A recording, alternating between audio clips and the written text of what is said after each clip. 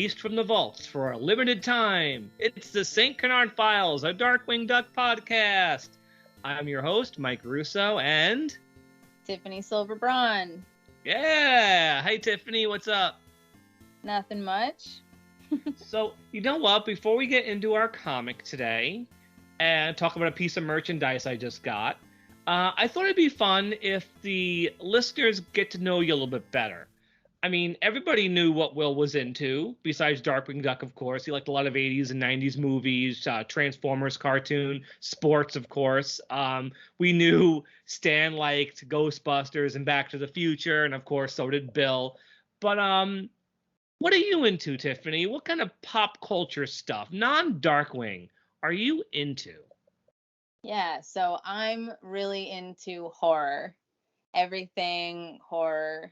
A lot of classic stuff, and like all the way up to the 80s I'm really into. And I do like modern stuff too, but my main focus is from the beginning of horror until like the 80s. So do you have a really strong working knowledge of like vintage horror movies, like really vintage stuff? Yeah. Like stuff like Nosferatu, stuff like that? Mm-hmm. Oh, Yeah, nice. like that. I like all of that stuff. And I don't know, I think it's just not as artful or something now. There's some things here and there. I feel like when I was a kid in the 80s, those movies were still really talked about. But I think over the last maybe 20, 30 years, it's really fallen away. I think recent generations won't watch black and white movies, and a lot of newer generations think old movies are like Shrek. Yeah. Or like for the earliest an old movie can be is something like Jaws. I mean, God forbid it's black and white. Yeah. But what are your favorite of like the older horror films? Well, my favorite movie of all time is Psycho. And it's not super old, it's 60s, but and I like the old werewolf movies, like not just the Wolfman, but also like She-Wolf of London and stuff like that. There's something about like those old cheesy werewolf transformations that I like. Oh, the cross dissolves. Yep. Yeah. Do you have any favorites of like the Universal horror films? Yeah, I like Creature from the Black Lagoon. I like Bride of Frankenstein. I like Frankenstein also, but I think Bride of Frankenstein, the music is so much better. Bride of Frankenstein is a better film. Yeah. Yes. And I don't know, like all of them are good, really. Do you like Abbott and Costello Meet Frankenstein? Oh yes, I love. Okay, I love that one. Yeah, I really that was as a kid, that was my entryway into those films because it wasn't scary. Yeah. And then nice. Same like with sci-fi too. I like sci-fi from that era. Also. What about? Okay, this is a self-indulgent question. What about Godzilla? Yeah, I love Godzilla too, but I haven't seen all of the Godzilla movies. So. Oh, no one says you have to. There is a lot of them. Although, in my opinion, you only have to watch like the first 20 years of them. When I was a kid, I'm sure you remember, there was a thing called Godzilla Theater. Yeah. Played all the Godzilla movies. Yeah, I know lots of people remember when they were on TNT Monster Vision. Yep. Yeah, that was big. But I date back even further than that. I didn't even have cable when I got into Godzilla. They're all on HBO Max. All the old ones are. So I recommend anybody who wants to see some Godzilla movies, if you have HBO Max, they're all there. What about Night of the Living Dead? Yeah, I love Night of the Living Dead. I love all the George Romero zombie movies. The first time I saw that was like 2 a.m. in the middle of the night, and I shouldn't have been up that late watching that particular film. My dad always hated it, and I always loved it. It's when you research the history of that movie and what movies were like when it came out, that movie must have been a gut punch for people in the movie theater. Yeah. Yeah, they had warnings on it. Yep. It's good. It's just so super raw, you know? Yeah, and I also like, the TV shows, the old anthology shows like The Outer Limits and One Step Beyond and Twilight Obviously, the Zone. Twilight Yeah. Zone. Yeah, that's like a big no-brainer, of course. Yeah. And Do you, Night Gallery do and you ever watch Twilight Zone on like New Year's Eve? They play them. yep, I actually one of my Christmas presents was a shirt that says 1989 Twilight Zone Marathon. Nice. Oh yeah, Channel 11 in the New York area used to air them all the time. Now I think it's just a Sci-Fi Channel thing. Yeah, that's where they play it now. Nice. Well, anything else? Outside of horror, do you have any favorite animated films? Since we're talking about Disney and Darkwing. Non-Disney favorites. Disney, just anything.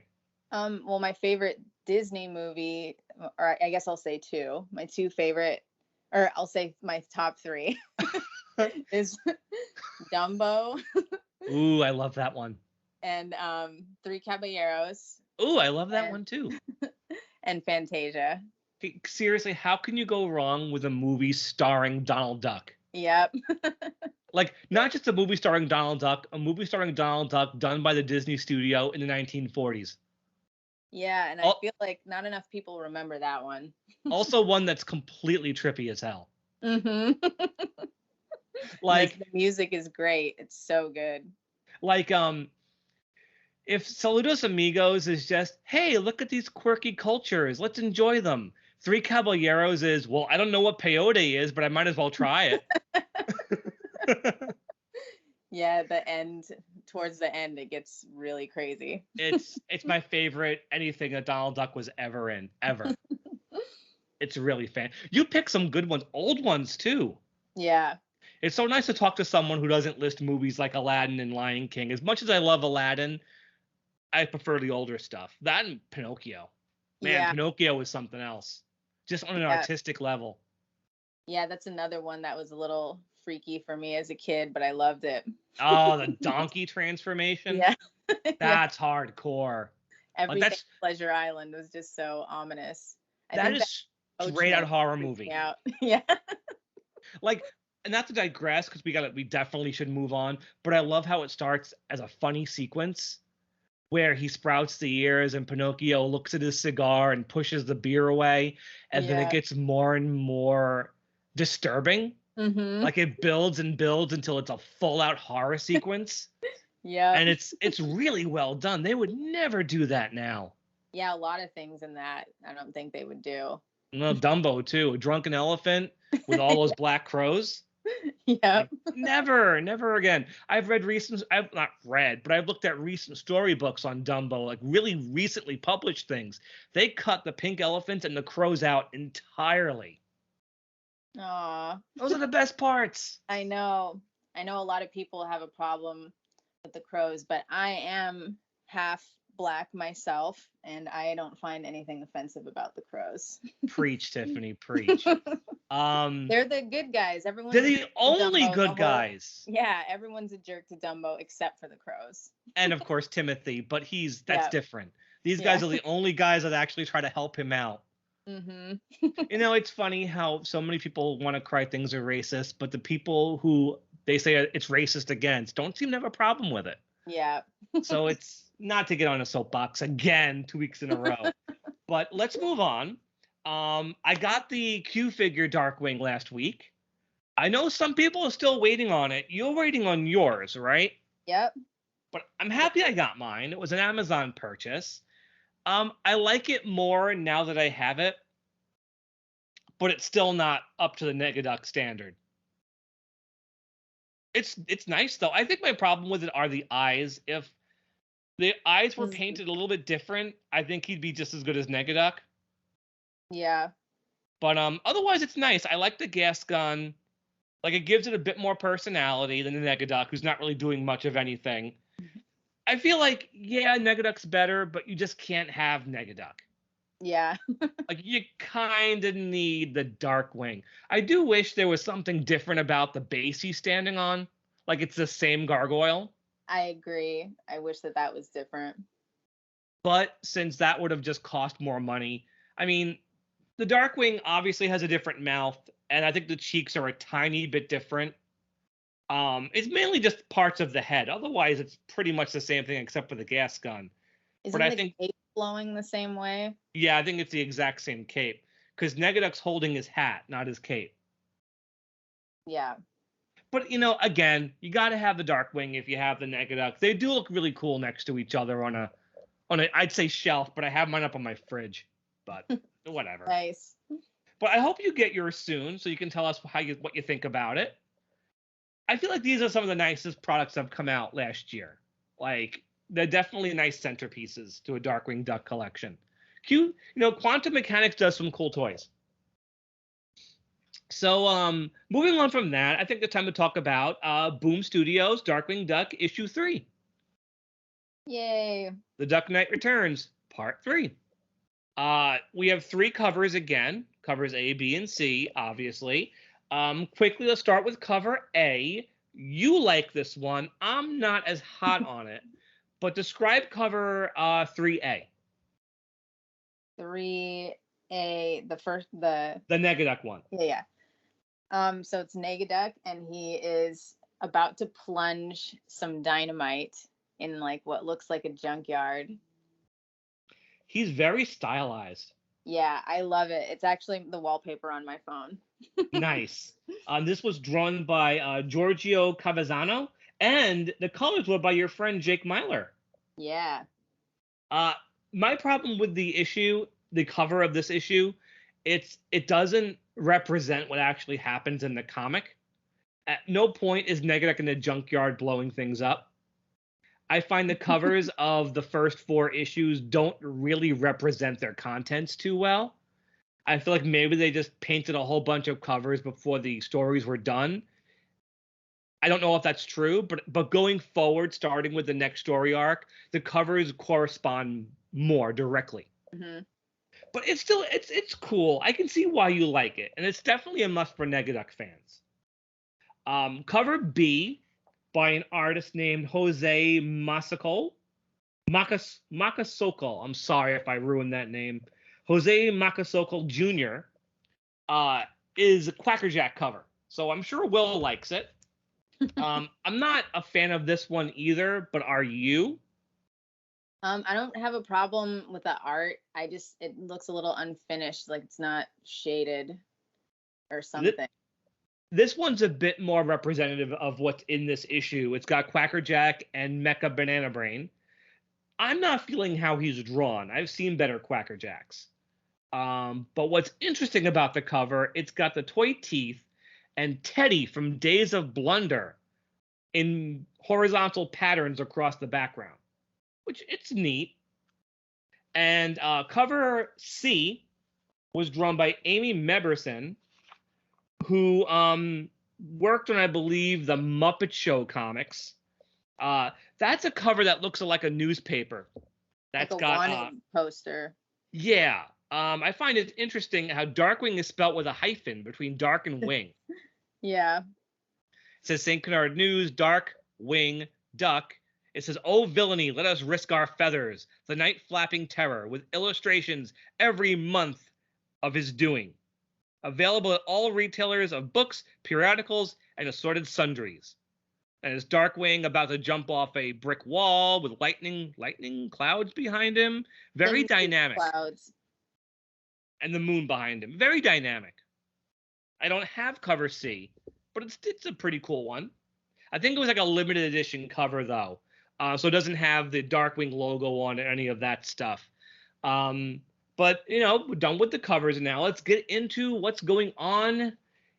Last we left, Darkwing was being attacked by the crime bots, and just when things were about to get bad, Launchpad and Goslin show up in the Thunderquack, and that's where we pick up. Before we talk about the plot, I want to mention a pretty major coloring problem in this issue. Launchpad's feet are colored yellow, like he's not wearing his boots. Yeah.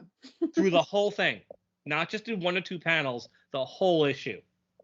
That's a little weird. And it drives me crazy.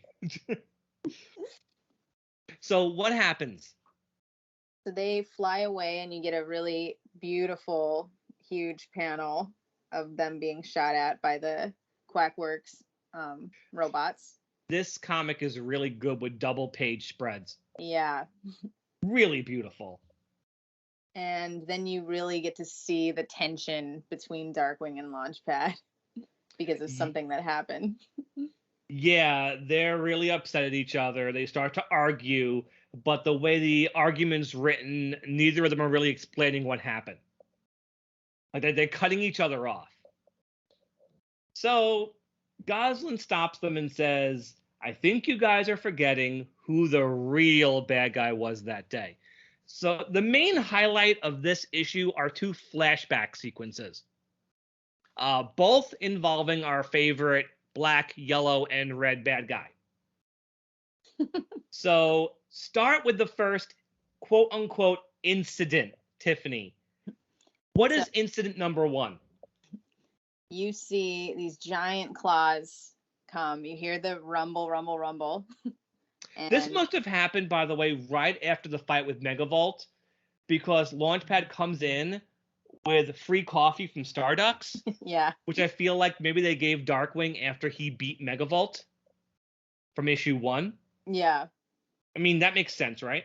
Mm-hmm. Okay, so someone rips off the wall of the house and continue. And you get another beautiful page artwork of Negaduck, and he's on some giant mechanical destruction machine. This thing's got guns, a chainsaw, a bomb. Like, he's really upped his game. I see a buzzsaw, a flamethrower, and I want to point out, Silvani hasn't started drawing Negaduck with sharp teeth yet. Yeah. That's going to be a thing, but not yet. I think Silvani and Tad Stones haven't decided that Negaduck is completely psycho yet. Because if you look at Stone's most recent Negaduck drawings over the past few years, oh, he is psycho. Like, he's got the sharp teeth, the crazy eyes, a torn hat. That's going to be a thing with Negaduck, but not quite yet. So, what is going on? This is getting intense. Yeah, he reveals that he's been watching them for months, like basically staking out the place, and knows who Drake Mallard is. And it was Launchpad's fault because he saw Launchpad leave a laundromat carrying Darkwing's costume and the sweater vest. Yeah. So, Negaduck is hilarious. It is pretty funny that Launchpad's at fault here. Launchpad grabs Goslin and runs off, and just before Negaduck does anything, the crime bots show up and arrest him. And I don't know about you, but every time I see the crime bots talking, I hear the voice of those machines from Time and Punishment that Dark Warrior does. It makes perfect sense, doesn't it? Yeah. And the funny thing is, when they cut back to the present, Launchpad confesses that he had the wrong incident in mind the entire time. Yeah, and the incident was Gizmoduck being crowned best liked in a superhero pageant.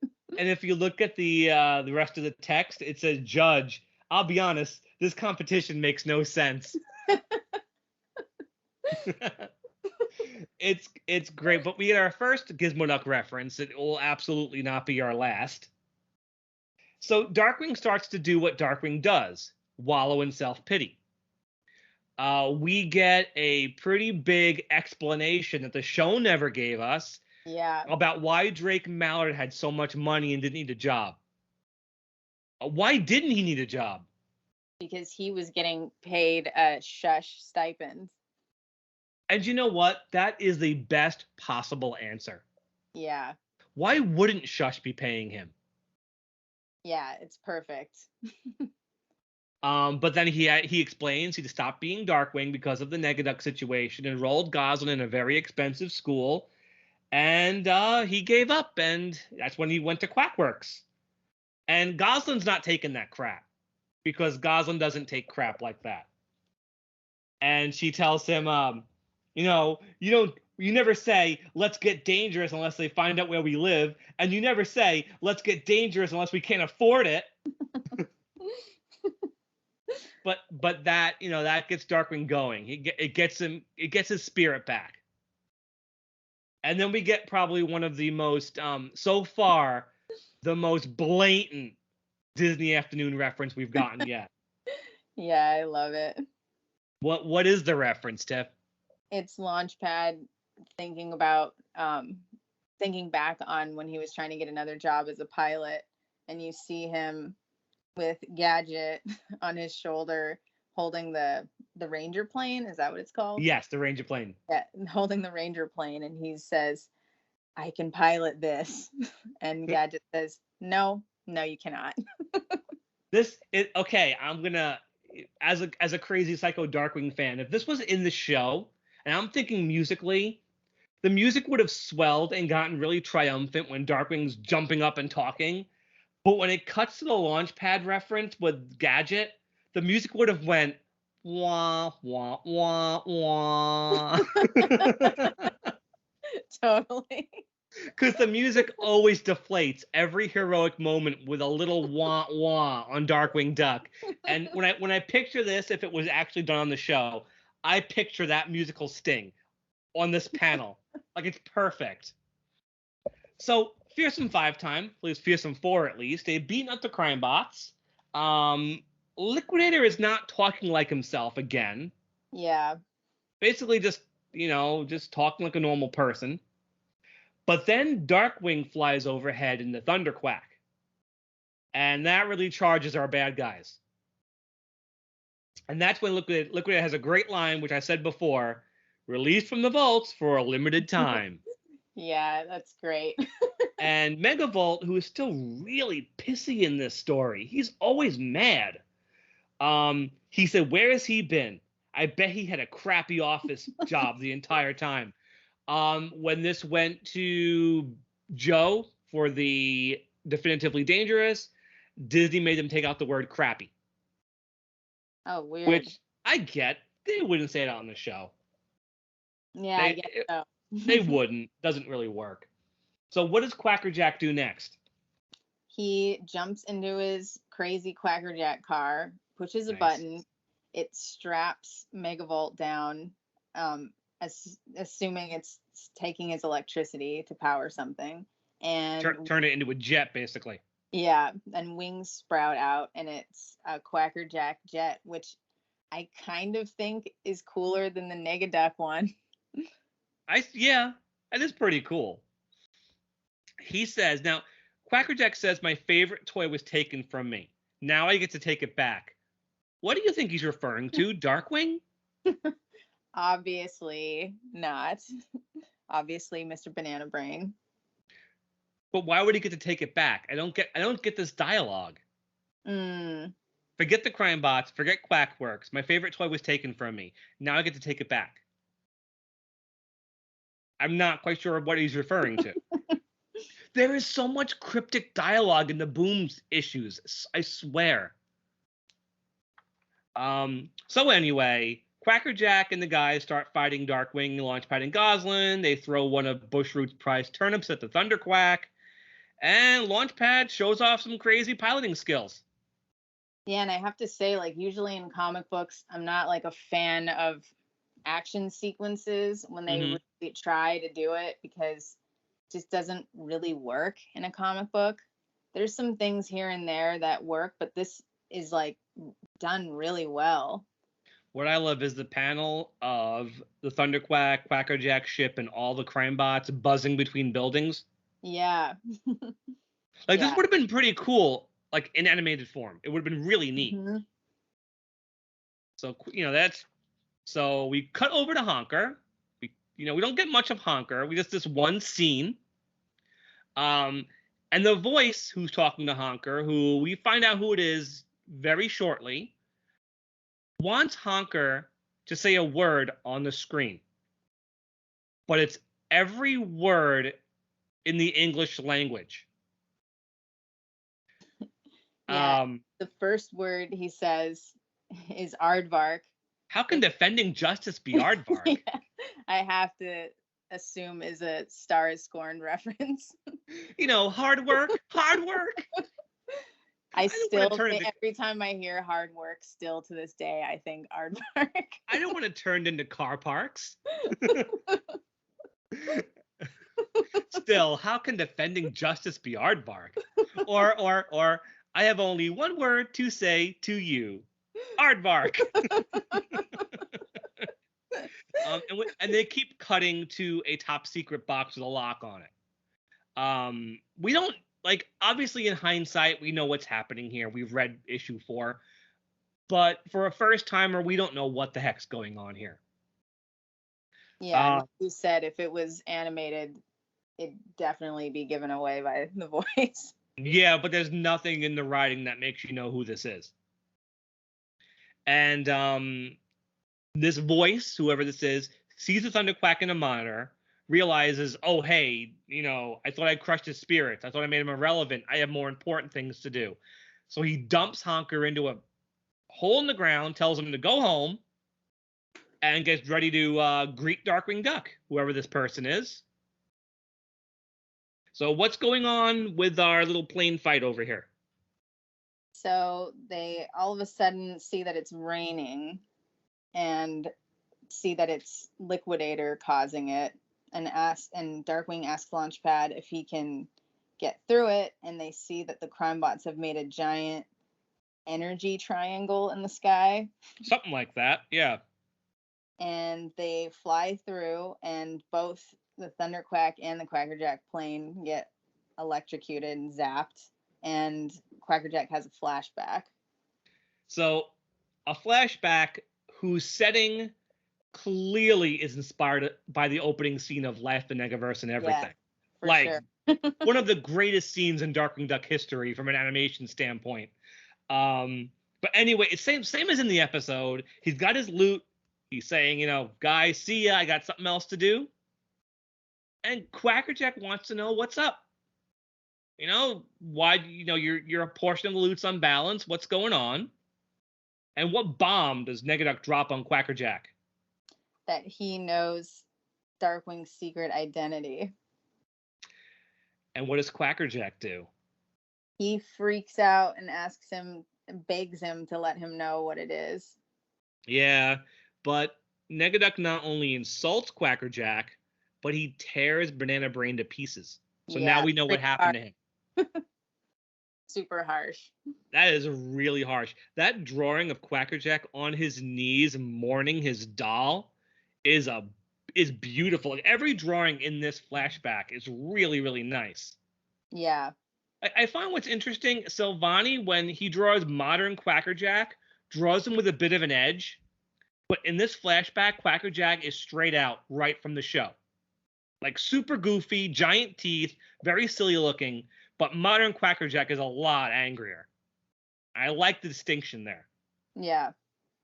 But when we cut away from this flashback, okay, so here we go. Launchpad, Goslin, Darkwing, Quackerjack, Megavolt, Bushroot, Mecha Banana Brain are all tied to chairs, and Liquidator is in a big vat. And if you look, for the super Darkwing nerd, the drawing of Quackerjack's face is right out of Whiffle While You Work, his very first appearance. Yeah, definitely. That very first bit when he was animated by John McClanahan from Startoons, that face is right out of that episode. But more importantly, we see a silhouette behind everybody. And anyone who's watched the show, that's a dead giveaway. Yeah. And then we get our final panel, full-size panel on the last page. Tiffany, who is it? It is Taurus Bulba in his cyborg form. The Steerminator himself. Yep. And his last words are, the only true way to gain power in the city? Corporate takeover. Or how he would have said it, corporate takeover. Sorry, I can't do a Tim Curry to save my life. Could you just picture him talking in this role? Yeah. Great cliffhanger ending. Absolutely beautiful. Yeah. And it says behind him, there's a desk. It says CEO Taurus Bulba. So there's no denying he's running Quackwerks. So that's issue 3. What's going to happen in issue 4? Wait till next week to find out. It's going to be epic. But we'll catch you next week on that one. Tiffany, how would you rate this issue? I would give this one 5 gas canisters. Why is that? It's the story is really good in it. You get a lot of information in it. It's drawn great. Like I was saying before, the action sequences are actually really engaging. Mm-hmm. It's funny. There's a lot of funny stuff in this one too. I'm with you. I don't know if I'd go as high as 5, but let me give it a 4.5. I think the Negaduck flashbacks are great. Like, it's pretty hardcore how he found out Darkwing's secret identity and how he tore up Banana Brain like that. The gadget joke is hilarious. It's like one of the best references in the entire series. And that Bulba reveal at the end is phenomenal. Like, they could have held on to him for like several story arcs, but I think this was a great way to end it. Because I don't know if at the time if they knew they were getting more issues.